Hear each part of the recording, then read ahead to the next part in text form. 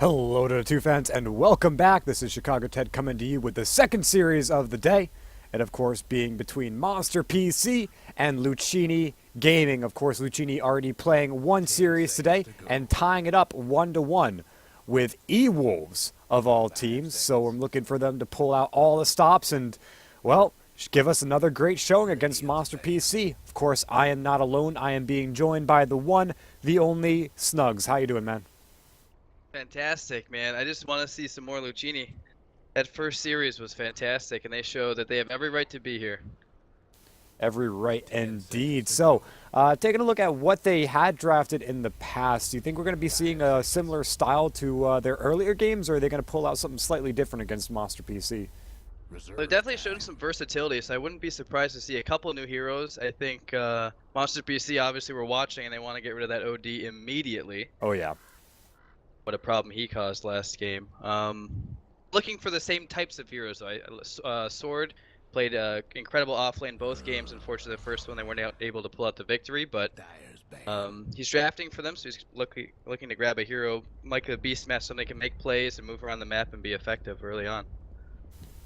Yep. You think they're going to go for another Legion Commander pick? I know they had a lot of success with that one, and it might end up coming out in this game with the Beastmaster, of course, being banned out.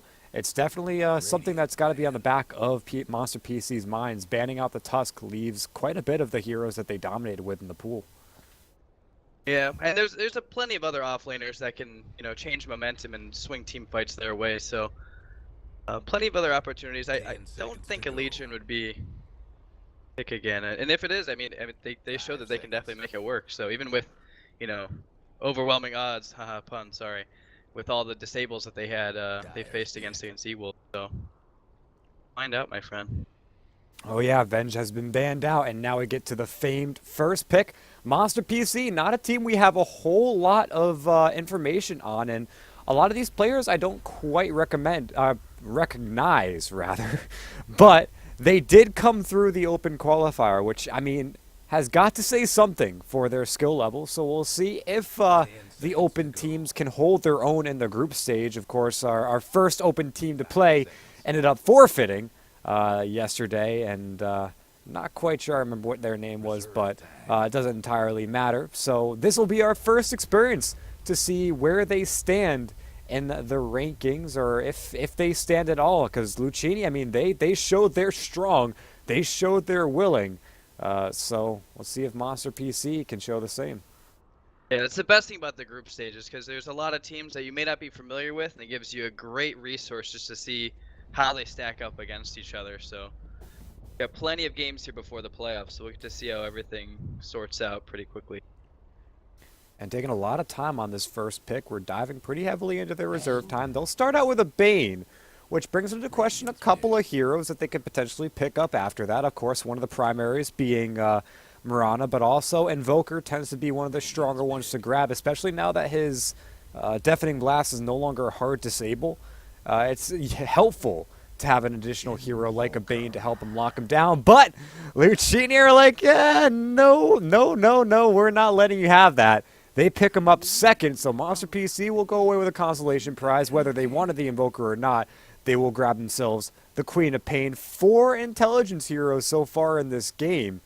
We're going to see a little bit of Bug Dota coming out. I hope not. I do like this mid matchup though. The Quap and Invoker I think will be fantastic and really set the pace for the game, because both of them are huge tempo controlling heroes that are just going to have huge impact based on how the laning phase goes. A little bit harder to gank the Queen of Pain, of course, but yeah. So plenty of picks to go here. So yeah, and I think one of the things about the Queen of Pain is that you really need a lot of lockdown to lock her in, or at least wait for her to get over aggressive with the blink. So to get a kill on the Queen of Pain, it would come down to she would need to initiate first, which means there's probably a couple of supports behind her. Whereas to kill the Invoker, it's not entirely hard. All he's got to do is step out of position for a short amount of time, and with his abysmal movement speed in the early game, you just chase him down, especially if you can get a Stifling Dagger off. Or Shadow Strike, rather. Stifling, of course, being PA's skill. We've got a Queen of Pain instead, but getting the Shadow Strike off an Invoker, increasing the or decreasing the movement speed makes it so easy to kill the Invoker, and it's just a tough matchup for him to deal with in a ganking sense. In a straight 1v1, he can hold his own. His right click is pretty powerful, especially if he goes for a alacrity build early on. Should be able to get a sizable amount of last hits, if not win on the last hitting. We're going to see a couple of interesting bans, but the Spectre being the important pickup. Luccini have grabbed a couple of the quote-unquote OP heroes of the meta, Invoker recently being banned, but that's pretty interesting pick out for them. It'll give them a lot of tempo controlling and just a huge amount of mid-game damage. Yeah, and they're not afraid to go the early fight build on the Spectres we saw in Game 1 versus. So don't expect this Spectre just to sit and farm the Radiance for 20. Oh yeah, capable of being a fighting Spec. So yeah. definitely, if they do get aggressive, they'll definitely need to keep it up. Otherwise, this can turn up the.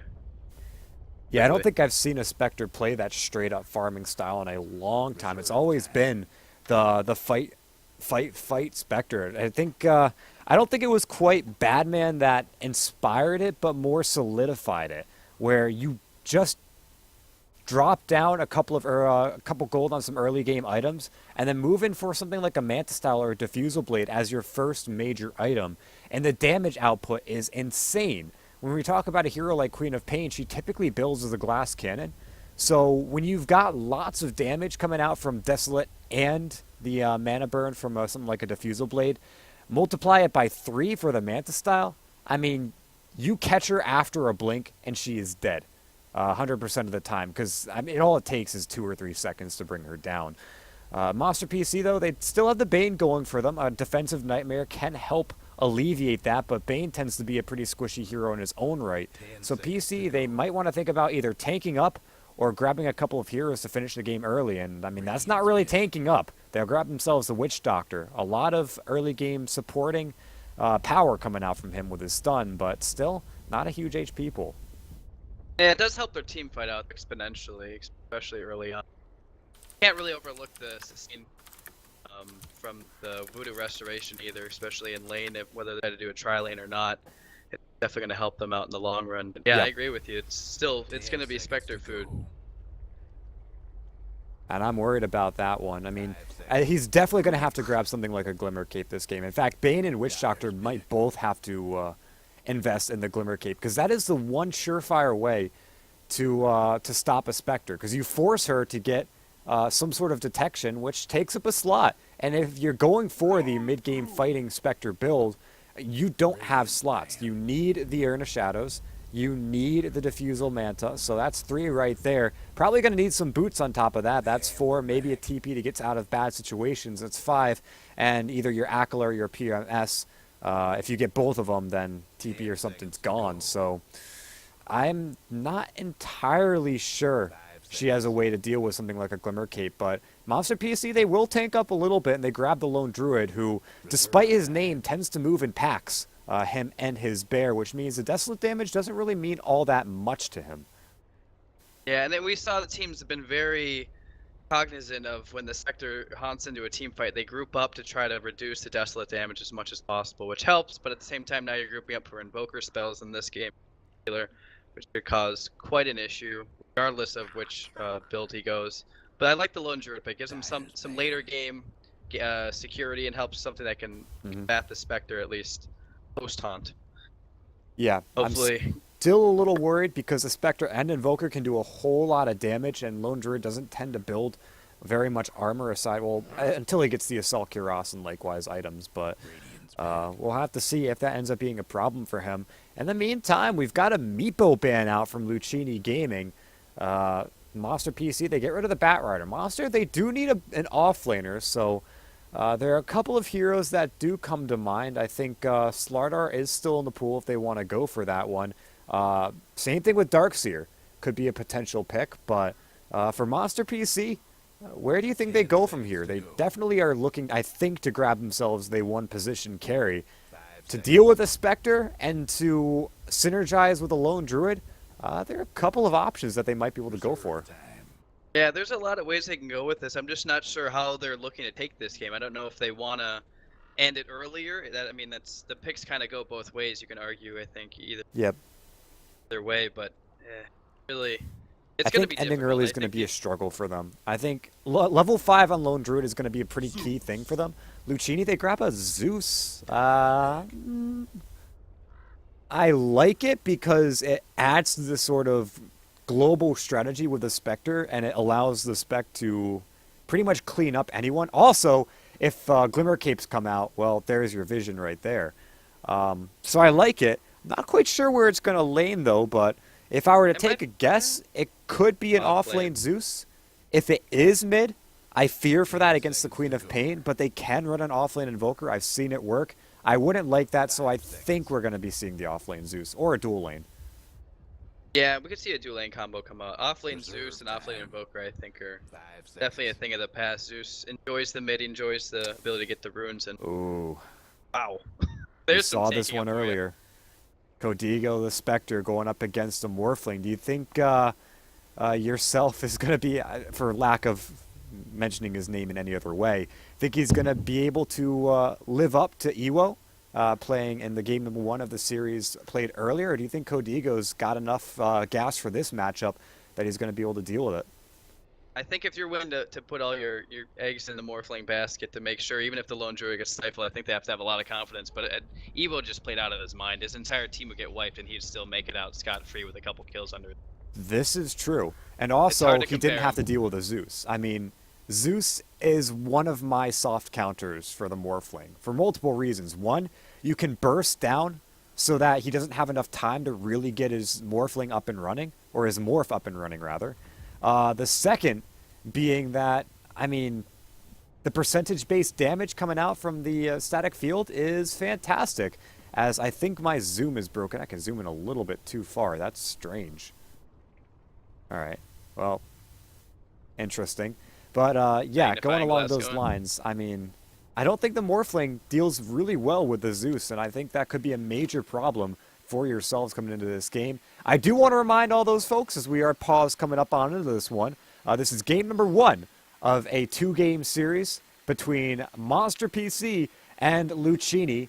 My name is Chicago Ted at TechCast. I'm being joined by Snuggy, or Snugs, I guess. Snuggy is slang or colloquialism, I don't know. And on stats is Latrodectus joining us. Thank you very much for the stat support. When you see the pop-ups, you can thank her. I think we kind of neglected the Rubik pick too. There's a few great spells to steal here. Really fantastic, like team fight altering abilities to be stolen. So Oh, yeah.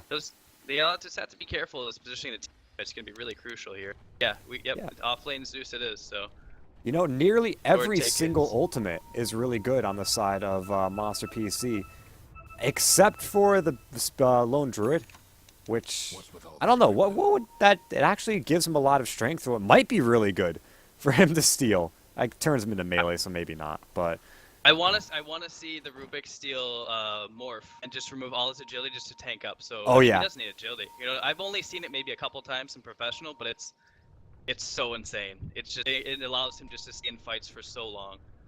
As, And they're gonna see that ward. yeah, Monster PC drops a pretty questionable ward. It's not hard to make that mistake, even after like knowing the patch for so long. All it takes is like either mispressing one button or forgetting slightly long enough to drop it. Because a lot of the time, I mean, you can't drop it in the fountain anymore. So if you walk slightly out of the fountain, then you might be susceptible to that mistake. And looks like they are, as a sword could be in a lot of trouble. I mean, Shadow Strike is a really good spell to have, but at level 1, it doesn't seem to be slowing him down that much, especially with boots first on the Zeus. A very wise play for him. Unfortunately, though, he is going to have to run low on his tangos if he doesn't run back to base, but that might be the play for him. As Hate and Fire have both stayed up on the top lane, dropped the Sentry Ward down, expecting an Observer. But we've got HFN sitting on the Lone Druid up top. Is this going to be a solo lane, or do you think we're going to have the supports going and supporting the Lone Druid? Kind of wait and see. They're not really sure how the laning phase is gonna go. So you see the supports just kind of waiting and seeing. Like literally, Bane's just actually trying to cut off the Zeus here. And it could be possible. There. Yeah, this is pretty trouble for Tom Crowley if they don't realize that Hate is close by. But I think he caught a glimpse of him at just the right time. The sword, of course, doesn't have any way to stop him or slow him down. Fire is waiting in for the Fortune's End, but the range isn't quite in his favor. So a little bit of BM on his escape, but Tom Crowley gets away alive. Meanwhile, in the mid, we've got Monsiati taking on Cristiano. We talked about this matchup, how it's kind of even without the ganking being factored in, but with ganking, well, we've got Hate and Fire coming on in. Cristiano does have a point in Blink if he needs to get away, though. The best part about being mid, no matter what you skill, after one wave, you'll be able to... Oh gosh, they're already going in on him, too. Yeah, they were expecting him, I think, to blink back between the mid tier 1 and tier 2 as a panic maneuver, but he blinks into the trees. This might not be enough for him to escape, though. 7 seconds before he can blink again, but it seems Monsiati doesn't quite want to help out here. Instead, focusing on creeps, they've got another Fortune's End and a Sunstrike, but oh, they mistime it. Instead, Cristiano now popping a Fairy Fire will turn onto Fire. Feeling a little bit betrayed by the fairies here. Has to pop one himself, but he will go down for first blood. Maybe a little over-aggressive here. Now there's going to be a paralyzing cask. Immediately following is a Nightmare being taken off by Cristiano. Now a telekinesis up. Hate still being chased down. They've got the Shadow Strike onto him, so he should be going down here unless he can pull some straight-up denies, but instead walks back towards Fire, who will deny him. Okay, so doesn't go for the neutral deny. Instead, Fire gets it off. So, won't count for a kill. Instead, buys a little bit of time for Cristiano to get a double damage, but a lot of time committed to go for that kill, which gives Monsiati a bit of free time to just play this one back and get some farm. As Witch Doctor is killed by neutrals as well. Okay. There'll be no team fights, it's just gonna be first neutrals look. Man, if only neutrals could get gold from that. I want to see a Divine Rapier Hellbear Smasher. Do that or at least kill stats for the... This is true, yeah. Hadouken comes out and gets a double, you know, you should get some props, right? Oh, yeah. Yeah, that'd be insane. You know, the Sato Tormentor coming out, Rampage being called on the top of the screen. I'd go for that. I could like it. But I still can't believe that blink from the Quap, though, just narrowly avoiding the Sunstrike. That was fantastic. Yeah, I don't think they quite respected the cooldown, or at the very least didn't think that she would try to blink away. Instead, just try to run and conserve the blink cooldown. But the end result is that Fire and Hate will make their way down and support Codigo, who's been having a little bit of trouble with Miracle and yourselves. But Miracle might be in a bit of trouble. The Paralyzing Cast coming out, the Purifying Flames comes out and does a little bit of damage. It looked like the healing would have been trouble for them, but in the end, it wasn't enough to stop the Witch Doctor from going down there. So Miracle will die, and Codigo be in there for a kill, albeit assist, but still gold in his pocket. Yeah, the supports will definitely need a gold too, because like we said, they're definitely gonna need items later on in order to stay relevant. Because these heroes, I mean, especially each side, the Lone Druid and the Spectre, respectively, are gonna be Right. So I like the use right now of the Forge Spirits by the Invoker here in the mid lane. He instead doesn't really want to put a point into Wex, so doesn't have to cast up the Alacrity to get the last hits. Instead is relying on the Forge Spirit to be that secondary hit. More like a Lone Druid does it with him and his Bear, going for the right click on the Bear and his main hero to secure it each and every time. But it's very similar, and I like that style. It also allows him to prioritize a little bit more into Exhort, which makes his Sunstrikes a lot more potent, especially when you've got Fortune's End trying to secure people in for those. But Tom Crowley, he's waiting in, looking to try to make something happen on Monsieti, and Bane can make an Invoker's life very difficult as he goes in for Cristiano, baiting out the blink. Meanwhile, Fire will bring down Miracle. A Haste Rune popped in the mid lane, though. Fire ends up going down, but looks like the action might still be here. No, I was expecting the Tom to come in. There he goes with a Brain Sap, but holding on to his Nightmare for now. In comes Cristiano, ends up popping the Nightmare. May have ended up screwing up that kill, but it looks like in the end they get it. Cristiano will still die for this one. Maybe Tom Crowley takes a bit of damage from this as well. Hate, he's got another Telekinesis in 15 seconds, so chasing this one down is going to be very difficult for him, albeit impossible. It looks like Tom gets himself away, but a couple of major kills happening there in the bottom lane. Codigo getting another assist, but I'm not quite sure losing Hate for that is quite worth it. Yeah, supports Fire, fall rather. on both sides and the mid fall on both sides, so pretty even overall. But I mean, the Quap gets the XP, so that's what's most. Yeah, the Quap gets the Model XP, online. Mancietti doesn't. That's pretty huge. I mean, when you look to who wins the mid lane, gold is pretty decent, but experience has a major factor at how much a hero can control the pace for the next couple of minutes. So I'll look to see that, whether or not it makes make a major impact, as Codigo taking some Maledict damage in the mid lane. Won't be too consequential. We haven't looked at this top lane, though. What's been really going on here? It seems HFN has gotten his level 6 pretty quickly. Yeah, Zeus is spamming out the Arc Lightning as much as he can. There's not a whole lot he can do with this. Lane keeps pushing it, but he's doing very well to keep the aggro off the tower. Oh, come on. Well, Hate will get another kill in the bottom lane. It seems they really hate this lane. And I really hate this lane, too. I should probably keep a better eye down here, but it seems so enticing to watch the mid and top, especially when there was a potential gank coming in from Tom Crowley, but didn't end up going for it on the Zeus. Instead comes back for Tom Mancietti. Sorry, just Mancietti, not Tom Mancietti, as Cristiano. Still trying to bait him back a little bit, not being too suspicious. Ping comes out. Looks like Tom wants to go for it. A Forge Spirit has been cast as Mancietti makes his way across the river. A defensive blink back, but in comes Tom. No, fire is there. He's ready to protect him and drops an Observer Ward, a very good Observer Ward at that, to keep Mancietti alive. Fire playing the good support here. Will now pop out of Fortune's End. Do they have a Sunstrike? Do they want a Sunstrike? Looks like not. Instead, they'll go on him, drop out a Cold Snap with the Forge Spirit, but the double damage from the low ground. Codigo comes in. He wants his kill, but the Nightmare's out. As the Sonic Wave comes through, yep, that'll bring down Fire. And Mancietti should drops a Sunstrike, expecting the blink forward, or at least the aggressive movement, but doesn't get it. Codigo still chasing Crowley, who is without mana. Has a Mango, though, ready to spend, but the cooldown's not really in his favor. There is a Thunder God's Wrath, though. Cristiano might be in a bit of trouble as Codigo gets it. He may die. No, he's got a Fairy Fire and also a TP. He's alive. That was very worth it. You still lose Mancietti, but you get 2 kills, or at least Codigo is in the proximity of 2 kills without his urn, but still a very nice couple of kills and a lot of experience going his way. Still, yourselves in the bottom lane farming pretty well. Yeah, the stick was the key thing there. He definitely would have died without it. And Oh yeah. it's hard to gauge the impact of a Queen of Pain this early, but at level 7 you have level 4 Scream of Pain plus shit at double D, so just dealing out so much damage early on. Forts and the Invoker just unable to combat that. And it looks like the Invoker's going to go with an early Midas. I think that's why they were trying to push him so much. They saw the Gloves of Haste come out. Yeah.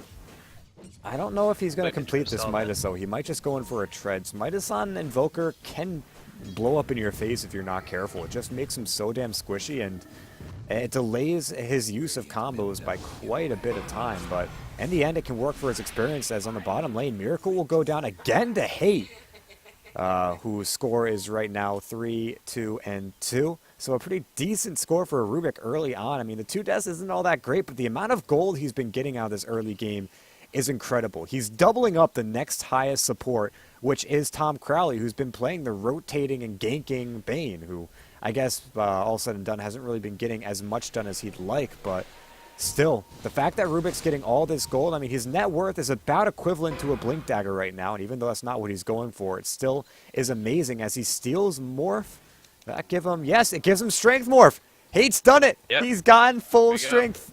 Unfortunately, it doesn't mean all that much this early in the levels, but still he's sitting at 1.2k HP, which, you know, all said and done is not bad, as Codigo goes in for the gank again on the Tom Crowley. I'm getting severe deja vu from this one.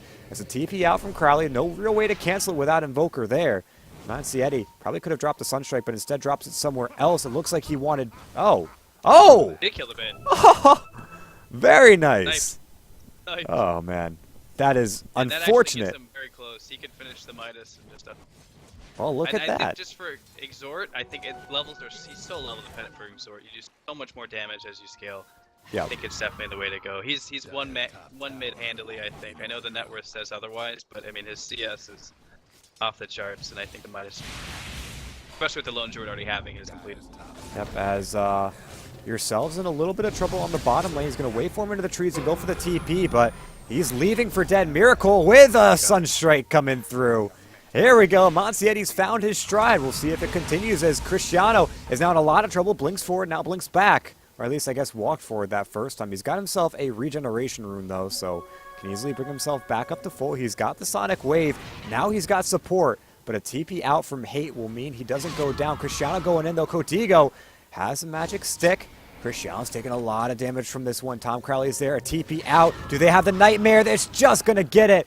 But they removed the Nightmare just as soon. Unfortunately, he's not able to survive. Pops the stick, but it's not enough HP. So Cristiano gets the kill on the bottom lane. And now a rotation around. HFN looking for the Zeus, but he TP's back to his tier 1 tower. Not able to cancel the TP. So Zeus will get away. Zeus actually finding a lot of early levels. I mean, it's not the safest lane. I know it's just a lone druid, so he's being very cautious. He already has Arcane, Soul Ring, and he's level 9, so. I mean, he already saw that that ultimate already in the mid make big impact, so. Found quite a lot here in the offlane, which we both kind of had our doubts with. Yeah, but I mean, it is a Zeus, and it was solo against the lone druid, so I guess doubts can go to rest here. As Nightmare, Codigo still is able to be in proximity for that Thunder God's Wrath kill, so he gets the Inner Shadow charges. He's got 2 of them sitting in his account right now, so might be able to make use of those soon, but 100 seconds before he can haunt again. I guess just looking to solidify some of his farm. Only got 32 last hits. His net worth isn't incredible, but still he's got plenty of room to grow and plenty of tools to help him get there, so I'm not too worried about him right now. I'm more worried about Luccini's draft overall, because Monster PC are going to start coming into a really huge pushing state very soon. A level 10 Lone Druid with a couple of items on his bear, the Hand of Midas actually on his bear, and a Morphling who we saw ended up being a pretty decent pusher in the game 1 of the first series. So this could be trouble for Luccini if they ended up getting choked pretty soon, but we'll have to see if Monster PC are able to solidify that advantage or not, as yourselves in the bottom lane getting stunned out by the paralyzing cast. But it's going to be Cristiano coming in for the support. Hate taking a lot of damage, will get brought down. Of course, another double damage Cristiano proves to be a little bit more than Luccini can handle. I don't know who he talked to before this game. I think he's met with OS Frog, because these double damage turns are coming at the absolute perfect times here. He's actually he's working on the Orchid here, and he's almost halfway done already, so. He's gonna come online very quickly here. And they can just take the tower on the back end of that too. Mancietti did get a trade though. He brings down the mid-tier 1 tower, so not too bad. But Fire reveals with the Fortune's End. They've got another Sunstrike, but yourself, he's in the Purifying Flames, had more strength, so he's in no danger of dying. Codigo, though, is not in a similar boat. Pops down with the Spectral Dagger to get a little bit of a slow. And even with the Nightmare coming through, he should be able to stay alive, so that's not that bad. Meanwhile, Mancietti, with 2 Forge Spirits and Alacrity, is able to chunk down this mid-tier 2 tower for quite a bit of its HP. In fact, less than half now, almost a quarter now, with just a little bit of time spent. That is a pretty worth it trade, only giving up a tier 1 for that. Yeah, and now the Invoker's really starting online. He's been able to use the Midas a couple of times, already has drums finished. Looks like he's going to go for bots next, maybe. There might be an intermediate item before that, but I mean, yeah, he's going to be able to split push just as well as a lone druid, and he'll be able to trade better, I think, as well, too, because he can commit less. Yeah, this is definitely a factor that Monster PC have to keep a steady eye on. I mean, Invoker is pretty tough for their lineup to deal with. If they can get something like the Orchid completed on Cristiano, he might become a little bit easier. But then we look for Mancietti to get something like a Yules or a BKB, and then that problem's pretty much gone. So there is going to be a slight gig attempt coming in through him, but looks like yourselves is not going to be able to do too much here. Takes a whole lot of damage from the Lightning Bolt. And now being lifted up by the telekinesis. He's dropping very low. There's that Zeus burst that I was talking about. As Codigo comes in on a Miracle, they're able to bring him down as well. So Luccini making perfect use of their lineup. The Spectre coming in. And now Mancietti is going to work on this tier 2 tower. Although Backdoor Protection will be going down pretty soon. So he didn't really get a scratch on it before. Now he should get it. A glyph being spent. But that removes it for the possibility of a tier 3 push as Codigo, Purifying Flames, healing them back up. HFN on the run from the top. The Sword makes its way in. They've got the Fortune's End, but they'll root down Sword. They get it now with the, actually, wow. They turn it around. They get the Thunder God's Wrath, and even though they had the Sonic Wave, it was not quite able to bring anyone down, though eventually the Sword did go down. They're still able to get the Lone Druid, and not too bad of a trade as the mid-tier 2, well, that also falls. This Zeus is going to become such a... He's already got Aether Lens done. He's working on a... Oh, yeah. Oh, wow. Poor Oh. Miracle, man. They've just been picking at him all game. Just Is- so oh, weak he at just this ran stage at in him. the game. Okay. That kind of sucks. That's one of those things that, like, they had an Observer Ward this pretty deep in their own jungle, but you kind of want to have some good vision, especially when you've got an Invoker trying to make your jungle his home. You want to keep tabs on him at all times because he can just run in, do that to your squishy supports, and he's kind of like a Spectre, except he can't immediately TP into someone yet. When he's got full Wex and a Blink Dagger, if he gets Blink, then you better believe he's going to be killing everyone over and over and over again. But he'll go Yules first, which is exactly what we thought. And Cristiano, maybe in a bit of trouble, will blink away, but he's still locked in place. A Sunstrike, oh, walks down south. A very nice play from Cristiano. Of course, you got to have BM, as is evident. Maybe a little bit too much for my taste, but whatever the case, we've got Tom Crowley a little bit far back. He's going to run headlong into the sword if he's not careful. Up, there it is. Got it out. Should be able to take it out. No, actually, the cooldown on his Thunderbolt is a little bit too long, so he'll get out. Once the Veil is done on Zeus, it's going to be so hard for these to sustain these fights. I mean, we talked about how weak the Bane and the Witch Doctor are, but it's only going to get worse. The Veil is just, it's so powerful, and with the Aether Lens finish, they're just going to melt. Yeah, and Codiga with the phase drums. I mean, you don't run from this guy. He's going to follow you at near max movement speed with his Spectral Dagger, phase boots, and drums all activated. You try getting away from him, it's just wasted time. You might as well just try to pop out an extra spell or something, or maybe go for a desperate TP as yourselves is in a little bit of trouble, but it looks like he'll be fine. Instead, HFN, now Codiga will come in with the Haunt realities to it right behind him, and they get him. Now the Thunder God's Wrath, and that immediately brings down Cristiano. Miracle, well, remember what we said about trying to run from Codiga? Now he's experiencing it firsthand as he tries to TP out. Actually, he'll get away. Runs straight off to the east, which Codiga ran west. So, not too bad of a juke. Maybe outplayed himself, or Codiga outplayed himself by calling an unconventional juke path, but whatever the case, I mean, they get 2 kills, not bad. They'll get a tier 1 and possibly a tier 2 off this. Maybe even Roche. I was so excited that Rubik and Stolen blinked the Queen of Pain, but he blinked right into a coconut bounce, so he really didn't get much accomplished, unfortunately. But yeah, there's so many good things to steal, and hates just finding everything he can at the point, so the Strike Morph already proving to be very valuable. He's just not dying. Yeah, I mean, this lineup is so damn potent. They just tear down a tier 1 tower.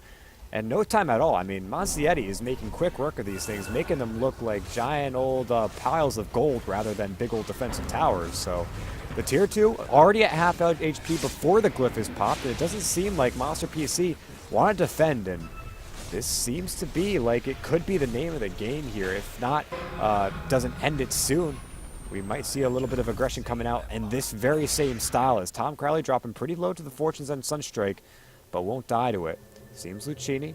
They've got other things to do in mind, potentially go after a Roche, but it seems instead they want to go back towards mid as a gank attempt onto the sword might see itself ending up pretty fruitlessly. Cristiano, the Yule Scepter up. Monsietti maybe aiding him a little bit, but he'll still die. Not too bad for Luccini, as they also chase after yourselves. Monster PC just can't fight right now. I mean, the Queen of Pain still trying to come online, not even close to the Orchid at this point. The Radiance isn't done on the Bear. Morphling still a long, long ways away from the Lincolns. And Luccini know this, and they're pushing their advantage. They just took every T2 within 20 minutes. Yeah, and this is such a powerful thing to do when you're running a Spectre like this.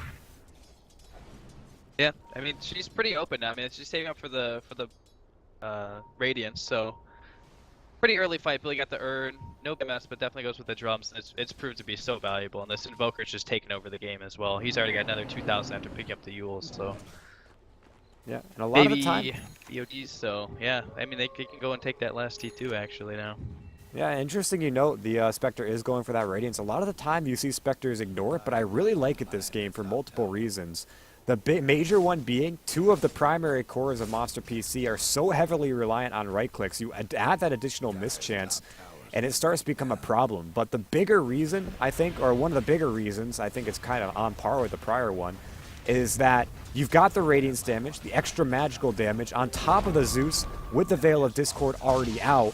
I mean, if you didn't think the supports were just going to straight up die before, well, they just straight up die now. I mean, neither one has a Glimmer Cape or anything close to resembling one. Both of them pretty poor, sub 2K or sub 3K net worth on all of them, 2.5K to be more exact. And I mean, things are looking like Luccini have got all the options in the world. The Sunstrike, they'll bring down Cristiano as he tries to TP. Amazing play, but just a pretty over-aggressive maneuver from Monster PC's Cristiano as he tries to go for some farming that he really has no business going for. Yeah, he finishes up the Orchid now, but they can't even leave their base at this point now. Yeah. The map control, the Lone Druid is the only one that's really safe, and even he can be pretty vulnerable now. Yeah, He's got the Relic on the Bear, but that's important. I mean, he's only about 500 gold away from that full Radiance. The issue is now Luccini are going to have a Roshan, and they're also probably going to get their Radiance first if Codigo keeps farming pretty quickly. Nah, maybe they'll come out at about the same time as Hate makes his way into the pit. So more support helping bring down this Roche as fast as possible. But that Bear is going to become a little bit of a problem with that Radiance if the Bear can stay alive, which against Monsietti might not be too big of an issue for Luccini. But Monster PC, I mean, they got that Orchid completed on Cristiano, and he so badly wants to go out for solo picks, but we're 10 minutes too late on that one. He cannot find anyone alone, and if he does, you can better believe that they'd have plenty of support in the way of Sunstrikes, Haunts, and TPs to help out with that one. So Monsietti is actually going to find yourselves. This could be an easy kill for him. Lots of damage. They actually are going to be able to burst him down for more than half his HP, even with the Morph. And here comes the Thunder God's Wrath. Remember what I was talking about, that Zeus going up against the Morphling? That's prime example number one. You try to morph away, but the burst is just way too high. And of course, a lot can be credited to Monsietti for that one. But in the end, Morphling down 30 seconds. Why not press your advantage if you're Luccini? Instead, actually, it looks like they're going to back off and not give away a Tier 1 tower. They want to play without any casualties, but this Tier 1's going to fall. They might just need to deny it right now. Yeah, they'll go for it. They still dive in for Miracle, though, but Hate won't find anyone. Game is just getting harder and harder now. More Miracle, one more time. Yep. Sound like broken records here. Oh, he's still wait for Rubik. Making the plays. Aether Lens plus every single spell in the game. I'll take it. Okay, technically not every single spell in the game, but every single spell currently available in the game as Cristiano. Luccini has everything going for them. They even have positioning items now. The Blinker's on the Invoker, it's on the Courier now. Rubik will probably go for that next. Zeus already has his, so I mean they have all the utility, they have all the positioning, not to mention incredible farm lead right now. It's going to be pretty daunting task to come back from this, honestly. It's a smoke from Monster PC. They find Hate, but that's a Fiend's Grip for a Rubik. What are you going to accomplish with that? Absolutely nothing as Bane gets bursted down. Now Lone Druid Spirit Bear gets taken out almost immediately. They've got the Yule Scepter up. This is a Radiance Bear, but that's both bears gone. He will not have another summon on that for 120 seconds. That's almost more important than the rest of them dying. Although, okay, they're pretty equally important as every single one on Monster PC has died. This could be a quick 24-minute game number one as the Tier 3 is falling relatively quickly. They might just get mega or if not double racks here, but it looks like Miracle will buy back. Do Luccini respect this and back off after the first racks, or do you think they're going to press a little more? I think they can ease up a little bit. They still have the Aegis for a little bit longer. There's no real need to continue going here, but I mean, like you said, the Bear's gone for 2 minutes, and I mean, they're just keep melting heroes like this, so. That was a buyback Witch Doctor that just brought down, and no way! How do you steal Fiend's Grip anymore? That's it. Tom Crowley is like, yup, nope, I am not going to let myself get gripped. I'm calling it right now. GG, well played. I mean, we kind of expected this would happen, right? Luccini, they showed up against Elite Wolves, so it's no surprise that they were able to muscle down an open qualifier team that quickly. But I will say that Monster PC definitely showed signs of life throughout that game, and I wouldn't be surprised if they're able to either continue to improve upon this or maybe even immediately start to do better in the second game, because I could see a lot of potential. Their draft was solid. Their laning was alright. I felt like maybe a little bit of wasted time here and there, but in the end, I got to give him props for dealing with a team like Luccini. And, of course, at the end there, it seemed like a stomp, but it's the winning team's job to make it look like a stomp as much as possible. Yeah, and myself, I don't know about you, but I definitely slept on Luccini, especially in the first series. So I will no longer overlook any team. I think Monster PC is definitely slated to have a better draft and a much better game too. So we'll look for that next.